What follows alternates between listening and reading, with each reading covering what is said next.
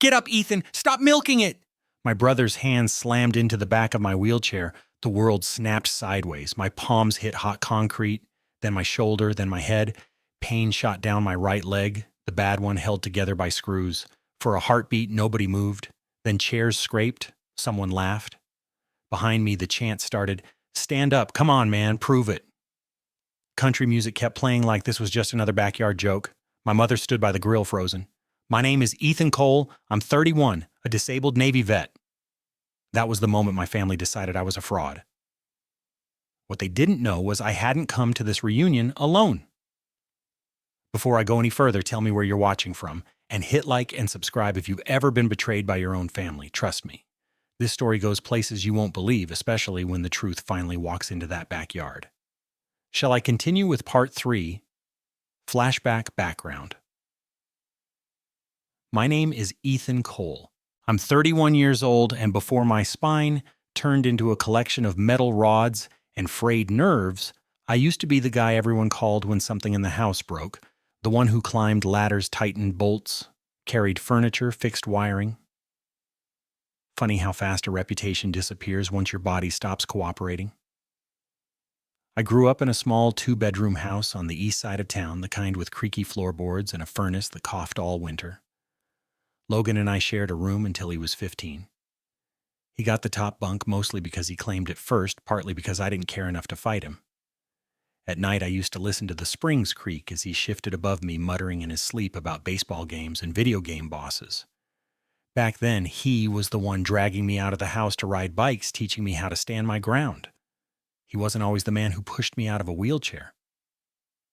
At least that's what I tell myself when I try to sleep. There was a moment, a stupid tiny moment that keeps replaying in my mind. We were 10 and 12. The wooden railing on the attic stairs was loose, and Logan was racing down ahead of me. It snapped under his weight, and he jolted forward. I grabbed the back of his shirt just in time. He stumbled, cursed, laughed it off. Mom yelled from the kitchen to stop running, but Logan never forgot that fall. I didn't know it then, but that memory would twist itself into something dark years later, something he'd never say out loud, that I saved him from being the one who should have been broken. That maybe I took the fate meant for him. When I turned 18, I left for the Navy Reserve. I wasn't trying to be a hero. I just needed direction money for school, a way to prove I could be more than the quiet kid who blended into the wallpaper. At my swearing in, Mom cried like I'd been drafted into a world-ending war. Logan clapped my back with this tight, competitive grin. "Don't let it go to your head," he whispered. But the truth was, he hated that I suddenly had a title he didn't, sailor service member veteran. For 4 years, I balanced weekend drills, IT coursework, and part-time jobs. I wasn't special, but I was steady, reliable. When Dad got sick, I transferred back home more often. When he died, I used the last of my savings to help Mom pay bills. Logan visited when he could, but he worked long hours and grief made him impatient. The family started relying on me more than him. I didn't see the resentment building. I didn't know it then, but it would come back later. I got married at 27. It didn't last. My ex-wife, Hannah, said she'd loved me, but somewhere between overnights at the hospital with Dad and 12-hour shifts fixing network crashes, we drifted. She wanted kids.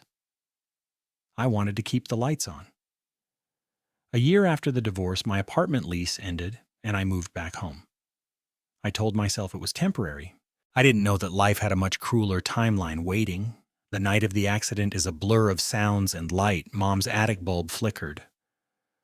I climbed the ladder to reset a tripped breaker. It was something I'd done 100 times. The railing was still loose. Logan had promised to fix it years earlier. Maybe he forgot. Maybe I forgot to remind him. My foot slipped, or the step cracked, or the universe finally cashed in its favor. All I remember is the snap of wood, the rush of falling, and the brutal smack of my lower back hitting the edge of the steps. Then nothing except pain, bright electric everywhere. Mom found me minutes later, sprawled at the bottom like a broken marionette. She screamed my name over and over. The paramedics cut my shirt off, strapped me onto a board, and every jolt felt like fire. At the hospital, Dr. Park explained the fractures, the nerve damage, the surgery I'd need. His voice was calm, almost too calm, like he was explaining the weather. You may walk again, he said. You may not. There will be chronic pain regardless. Logan showed up, once stood at the door with his hands in his pockets. You'll be fine, he said. No hug, no questions, just that. I didn't know it then, but he had already decided the accident wasn't serious because admitting otherwise meant accepting his own guilt. Recovery was a slow, humiliating climb. I learned to sit up again, to use a walker, to stand for 10 seconds without collapsing. My right leg trembled constantly, the nerves misfiring like crossed wires. Dr. Park taught me how to breathe through pain that made my vision blur. Pain is information, he said, not punishment. I clung to his words because everything else felt like punishment. I moved into the basement after the first surgery. Mom added grab bars to the walls. She cried quietly in the laundry room when she thought I couldn't hear. Bills piled up on the kitchen counter. I found out about the home equity loan by accident. A letter on the table circled numbers, interest rates climbing. When I confronted her, she smiled too quickly. It's fine, honey. I wanted to help. I swallowed my guilt like gravel. I didn't know it then, but every dollar she spent fed the narrative that I was a burden, one Logan would later weaponize in front of our entire family. And in all that time, 2 surgeries, 6 months of rehab, dozens of doctor appointments, I called Logan 3 times, left 3 voicemails, told him when my MRI was, told him he could come hear the prognosis himself. His phone never rang back. I didn't know it then, but those unheard messages would matter more than I ever expected. The months after my second surgery blurred together into a rhythm of ice packs, physical therapy, and the quiet shame of needing help to stand. Pain has a way of shrinking your world. Mine became the basement, the hallway, the rehab center 2 miles from our house, and whatever part of the grocery store I could manage before my leg gave out. Dr. Park insisted on small victories. 10 steps today, 15 next week. Don't chase miracles, Ethan. Chase consistency. But consistency didn't pay for braces, medication, or the modified van Mom bought, so she could drive me to appointments without lifting me into the backseat like a child. When I found the loan statement hidden behind a stack of coupons, I felt something in me crack. She'd mortgaged the house for me, the house Dad worked his whole life to keep, the house that was supposed to be her last safe place. And Logan, he didn't visit. Not once. Not until he couldn't avoid it. The first time I saw him in months was at a Sunday dinner at Aunt Brenda's.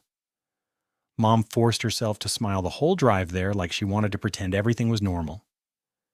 The dining room smelled like lemon cleaner and pot roast. Logan walked in late, still in his construction boots, and nodded at me like he was greeting a co-worker he barely remembered. Brenda whispered something to him, glancing at my wheelchair, and he rolled his eyes. A little laugh slipped out. It sliced deeper than it should have. During dessert, Brenda leaned forward, chin on her hand. So, Ethan, how long do you think this recovery will take? Just curious. Her tone had that sugar-coated sharpness I knew too well. Logan answered for me. Hard to say when someone's not really trying. The table went quiet. Mom dropped her spoon. I forced a smile. I'm doing the therapy. Logan shrugged. Yeah, sure. That was the first time he said it out loud, the suspicion that I was exaggerating. I should have pushed back, defended myself. Instead, I swallowed it. Again. I didn't know it then, but silence was exactly what gave him permission to grow bolder. A week later, I joined my rehab group's supervised grocery, run a confidence exercise doctor, Park designed. We went to the local store, held onto our walkers or canes, practiced getting items off shelves. My therapist walked beside me, ready to catch me if my leg buckled. It was one of the few moments I felt almost normal. What I didn't know was that Dylan, my cousin, who worked part-time at an electronics store, was somewhere in the cereal aisle watching me limp with support. He didn't see the brace inside my pant leg. He didn't hear the instructions, didn't notice the therapist's hand hovering behind my back. What he saw was a headline he could deliver later for laughs. At the next family gathering, he said it loud enough for half the room to hear, "Dude, I saw Ethan walking at the store without the chair." Aunt June muttered I knew it. Logan smirked. I felt the air leave the room. That was physical therapy, Dylan cut me off. Looked pretty normal to me. I tried explaining, but once suspicion enters a room, it grows legs. Every wince became dramatic. Every shake in my hands became convenient. Every bill Mom paid became proof I was taking advantage. Then came the worst discovery, one that changed everything. Late one night, after another argument with Mom about paying for my prescriptions, I went upstairs to get water. Her phone lay on the counter screen lit. A family group chat was open. I shouldn't have looked. I wish I hadn't.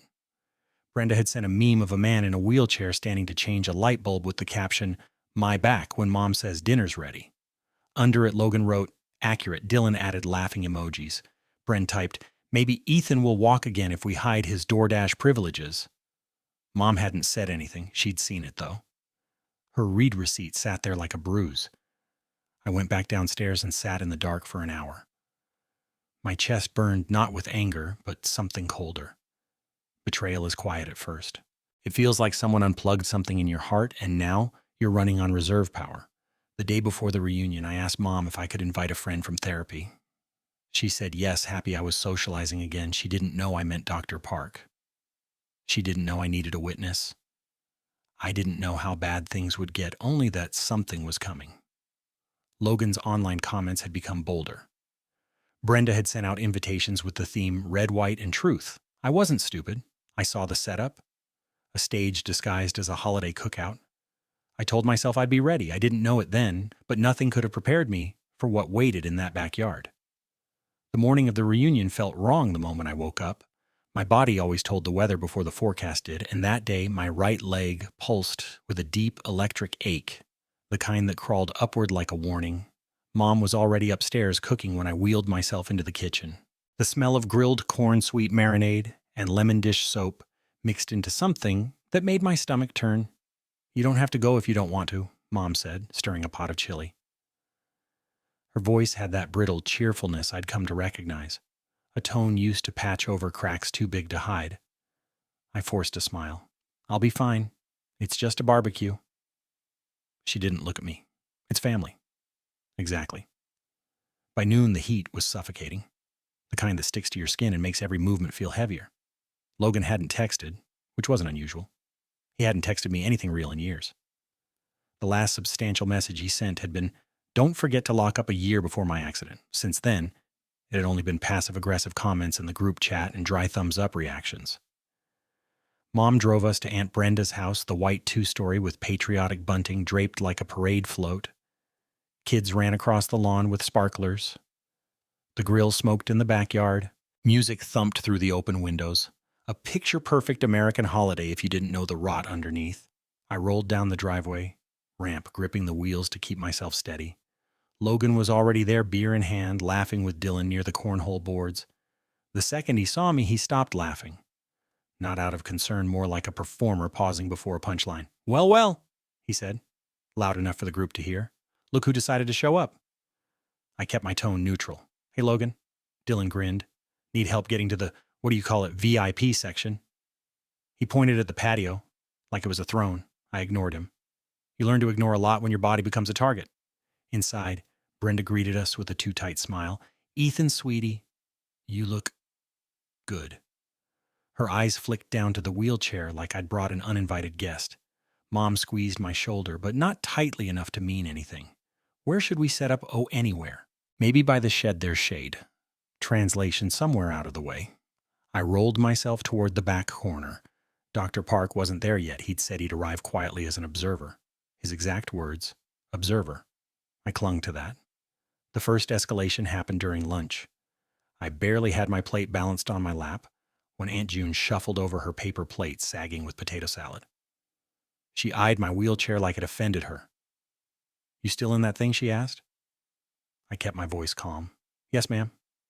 She clicked her tongue. "Your cousin broke his ankle and was back at work in 6 weeks. You young people just don't push yourselves anymore."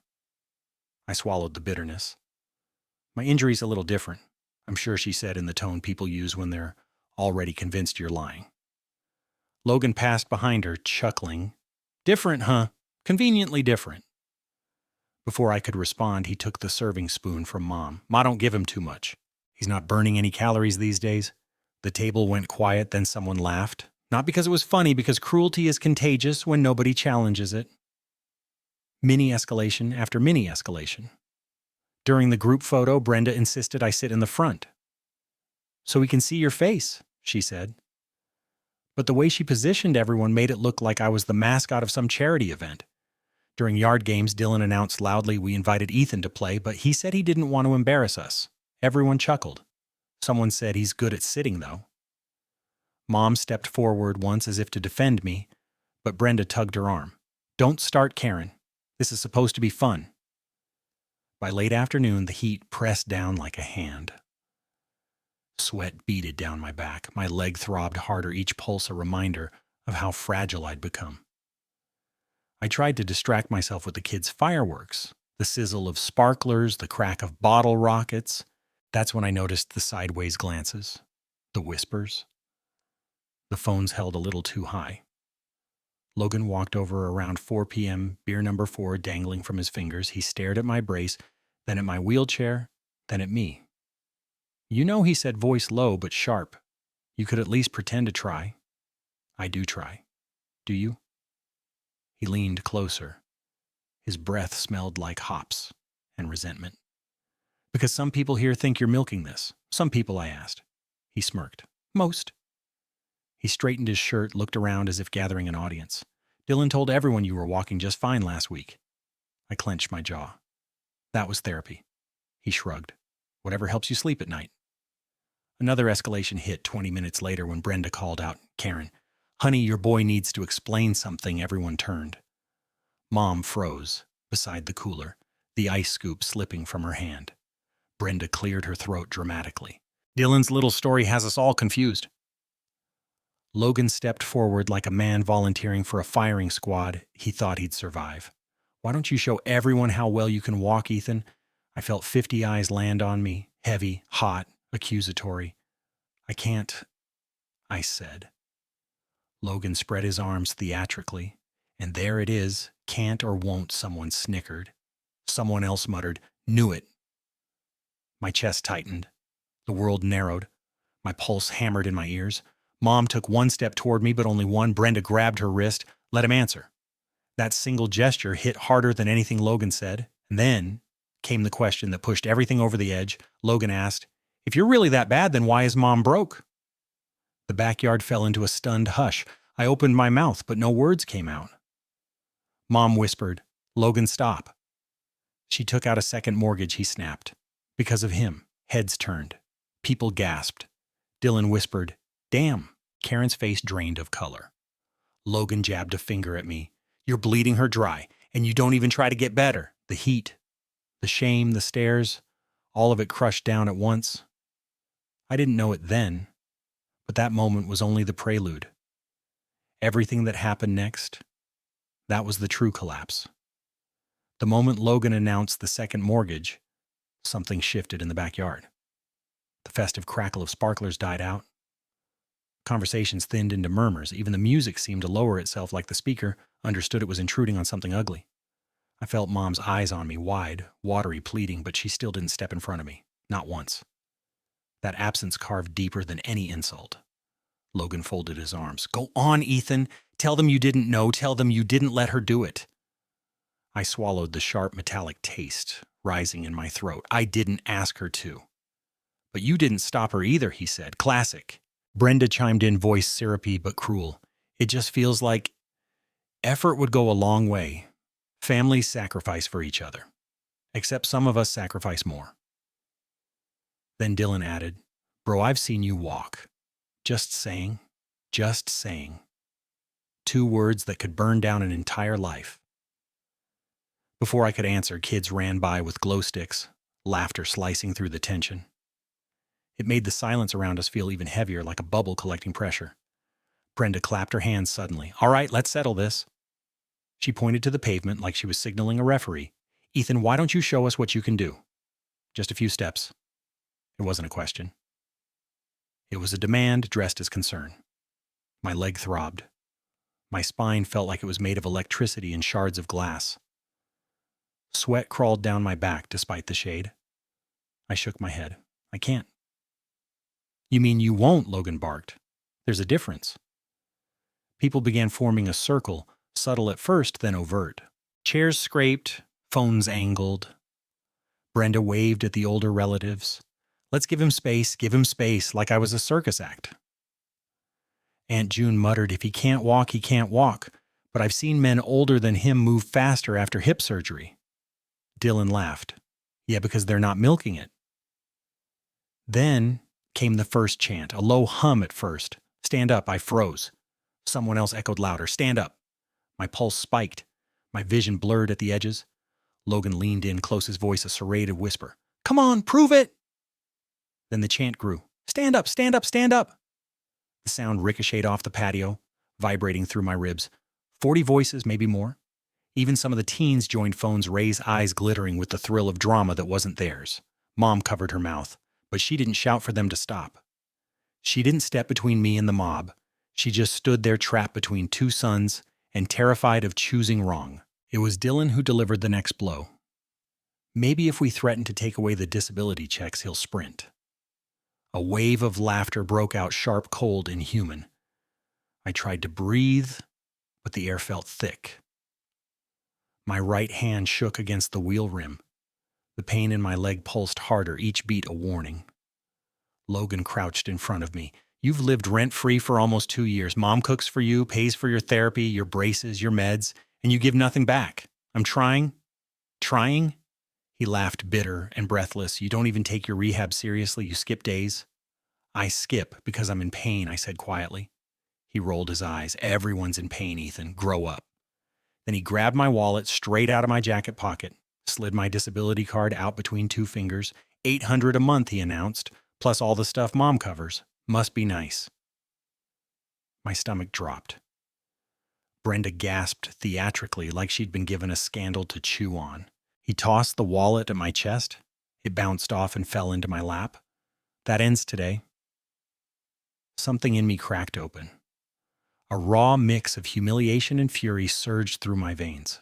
Logan, I said, voice shaking but steady enough. Stop, no, he snapped. You stop. He gripped the back of my wheelchair. Stand up, Ethan, or I swear to God I'll call the cops for disability fraud. Fraud. The words stung like a fresh bruise, and my leg throbbed so hard my toes tingled. Sweat dripped into my lashes. My breath came in short, painful bursts. I looked around the circle, searching for a single ally. Aunt Carol looked away. Dylan smirked. Brenda folded her arms, lips tight. Aunt June fanned herself lazily. Not one person stepped forward. Something inside me settled, not peace, not acceptance. Something colder. Go ahead, I said quietly. Call them. Logan blinked.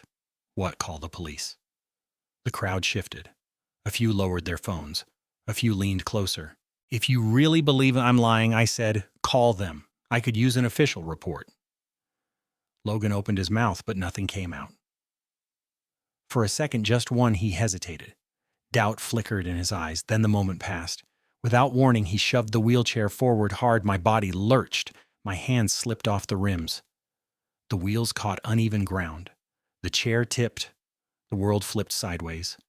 I hit the concrete palms first, skin tore, gravel embedded in the flesh. Pain detonated in my shoulder, then my spine. My right leg twisted violently, sending a shockwave up to my lower back. People gasped. Someone screamed. Someone else laughed. The sun blazed into my eyes. My ears rang. My breath caught. And when I lifted my head just an inch, blinking through the burn, I saw him, standing behind the circle, hands in his pockets. Expression unreadable. Dr. Adrian Park, watching everything. And in that instant, I knew the reunion wasn't a trap for me. It was a trap for them, and they had walked right into it. The world spun in a dizzy, sun-bleached blur. Heat radiated off the concrete, burning through my palms as I tried and failed to push myself upright. Every nerve in my right leg screamed a white-hot jolt, stabbing upward each time I breathed. My wheelchair lay on its side 2 feet away, one wheel still spinning, clicking faintly like a dying metronome. The chanting stopped, not out of guilt, out of curiosity. The circle opened just slightly as Dr. Adrian Park stepped forward the way a man approaches a stage he knew he'd eventually stand on. He wore navy slacks, a pale button-down, and the same wire-rimmed glasses he used during my appointments. His expression was calm, almost gentle, but there was nothing soft behind his eyes. Logan straightened, chest heaving. Who the hell are you? Dr. Park took a slow breath, then spoke with the kind of quiet authority that can cut sharper than shouting. I'm the person who's been treating Ethan's spinal injuries for the last 18 months. The backyard went still. He slipped an iPad from a slim case, tapped the screen, and held it up. The familiar grayscale image of my lumbar spine filled the display. L4 and L5, fused with rod screws fanned out like the hinges of a metal cage. These, he said, tapping the screen, are the implants stabilizing Ethan's spine. 4 titanium rods, 14 pedicle screws, installed after a 7-hour surgery following a traumatic fall. Gasps rippled through the crowd. Someone whispered, "Is that real?" Someone else muttered, "Oh my God." But Logan scoffed. Anyone can fake medical pictures. Doesn't prove he can't walk. Dr. Park didn't blink. You're right. He swiped to the next slide, the nerve conduction test. This does. He zoomed into the graph. This line represents his right sciatic nerve. Notice the delay. That's permanent nerve damage. He can stand for short durations with support. After approximately 40 to 50 meters, his leg loses proprioception, the ability to sense position. It simply collapses, without warning. He turned to the crowd. Ask yourself, why would anyone fake this? Nobody answered. The only sound was the sizzle of burgers burning on the grill. I managed a breath, sharp and painful. Dr. Park? He knelt beside me, examining my leg with quick but careful fingers. His touch was clinical practiced. You're injured, he murmured. Worse than usual. Mom finally found her voice. Oh God. Is he? We'll need imaging, Dr. Park said. It may be ligament damage, possibly worse. A wave of guilt washed over her face. Brenda reached out as if to comfort her, but even she pulled her hand back, halfway unsure now which way the wind was blowing. Logan stepped forward again, voice cracking with false confidence. You don't know what you're talking about. Ethan's been refusing to work, living off Mom. Dr. Park stood sharply straightening to his full height. Stop talking. The tone froze Logan mid-sentence. Dr. Park's voice stayed low, but every syllable struck like a hammer. I arrived 15 minutes ago. I saw you shove Ethan's wheelchair. I saw everyone here chant for a disabled man to prove himself, and I recorded it. He held up his phone. A collective inhale swept through the backyard. He pressed play. The sound of Logan's voice blasted through the speaker. Stand up, Ethan. Stop milking it. Then the shove. Then the sickening thud of my body hitting concrete. Then the laughter. The recording played for a full 30 seconds before Dr. Park stopped it. This, he said, is assault on a disabled veteran. The word veteran dropped like a grenade in the crowd. Brenda blurted, veteran he never, yes, Dr. Park said. Navy Reserve. 2017 to 2021. Honorable discharge. Eyes widened. Whispers spread. Someone covered their mouth. Even the teenagers recording earlier lowered their phones. Logan's lip curled. I didn't know that. You didn't care to know, Dr. Park shot back. A man with 3 unread voicemails from his brother would not know much of anything. Logan stiffened. What voicemails? The ones Ethan left after his first surgery, Dr. Park said, inviting you to hear the prognosis. You never responded. Mom clamped a hand over her mouth. My chest tightened. Dr. Park turned toward her. Karen, you are not to blame for any of this. Ethan needed help. You provided it. But none of this, he swept an arm toward the crowd. None of this is how family behaves. The shame spreading across the patio was almost physical, like humidity. Aunt June looked at her shoes. Dylan backed away, like distance could erase his words. Brenda's smile cracked into something pale and frightened. Even the kids had stopped playing. But Dr. Park wasn't finished. I've already contacted Ethan's attorney, he said, and Detective Alvarez. I did so before coming today because Ethan suspected he might be challenged. He looked directly at Logan. You proved him correct. The color drained from Logan's face. You can't, I wasn't. This is blown out of proportion. Dr. Park raised a hand, silencing him. There is video. There are medical records. There are witnesses. He leaned in just slightly. And I will testify, Logan, under oath. Logan stumbled back a step, hitting the picnic table behind him. A soda can toppled, spilling onto the bench. His breath hitched shallow and panicked. I watched his face shift, anger, confusion, disbelief, fear, all clashing at once. He looked like someone who had built an entire reality only to watch it collapse in a matter of minutes. Mom rushed to my side, then finally breaking free of Brenda's grip. Her hands trembled as she touched my shoulder. "Ethan, honey, I'm so sorry. I didn't know they'd—" "You didn't have to know," Dr. Park said quietly. "You only had to stand up for him," her lips parted, trembling with guilt. He moved behind my overturned wheelchair, lifting it upright in one clean motion. "We're leaving now." Logan took a step forward, desperate. "Ethan, wait." "No," Dr. Park said, voice like steel. "You don't speak to him, not now. Not until the police contact you." He locked the footrests, checked the wheels, and carefully helped me back into the chair. Every small movement made my leg pulse, but I held my breath and stayed silent. The crowd parted as he pushed me toward the gate, silent now stripped of its earlier confidence. As we rolled past, Logan's voice cracked behind me. "Ethan, please, I'm sorry, I didn't look back." The wheels glided over the driveway, each rotation carving a new line between me and the people who had spent months convincing themselves that my pain was optional. The sun dipped behind a roofline as we reached the street. That backyard had been a courtroom, and for the first time the verdict wasn't against me.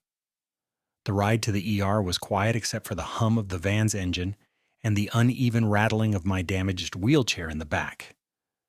Dr. Park drove with the same calm precision he used in surgery hands, steady eyes, forward jaw set in a line that meant he was thinking 10 steps ahead.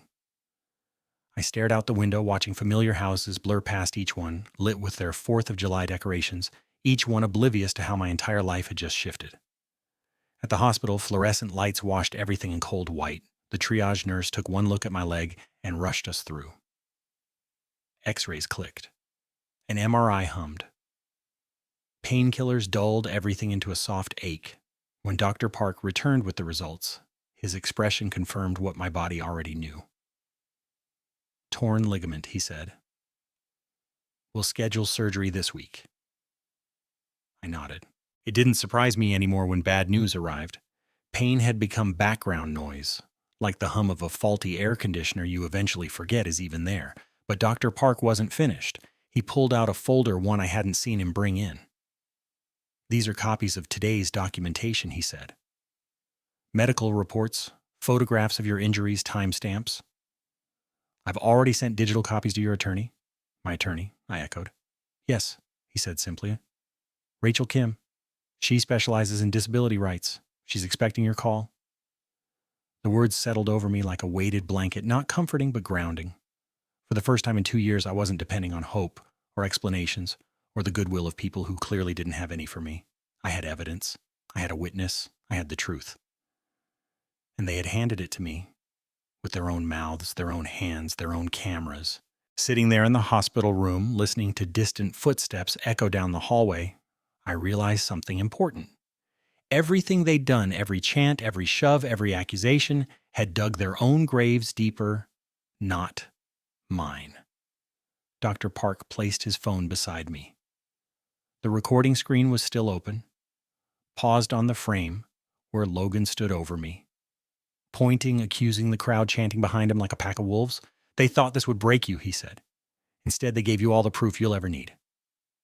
I looked at that frozen image my brother caught mid-rage and felt something shift inside me. Not revenge, exactly. Not yet. Something colder, sharper. "They wanted the truth," I said quietly. "Now they're going to get it."